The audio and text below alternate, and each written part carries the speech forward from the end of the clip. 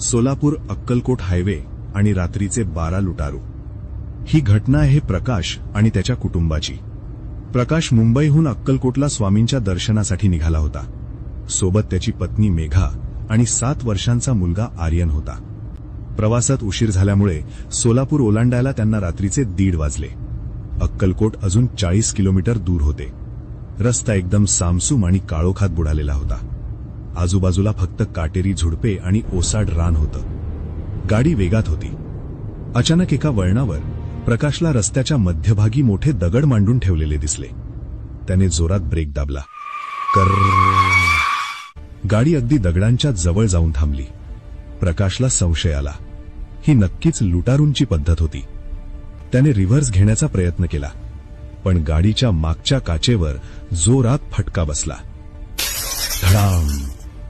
प्रकाशने आरशात पाहिलं. गाडीला चारही बाजूंनी 8-10 भयानक माणसांनी घेरलं होतं. त्यांच्या हातात कोयते, सळ्या आणि लाकडी दांडके होते. त्यांचे चेहरे रुमालाने बांधलेले होते. फक्त क्रूर डोळे दिसत होते. एकाने ड्रायव्हर सीटची काच फोडली. काचांचे तुकडे प्रकाशच्या अंगावर पडले. दरवाजा उघड, नाहीतर सगळ्यांना कापून टाकेन, तो लुटारू ओरडला. मेघा आणि आर्यन भीतीने रडायला लागले.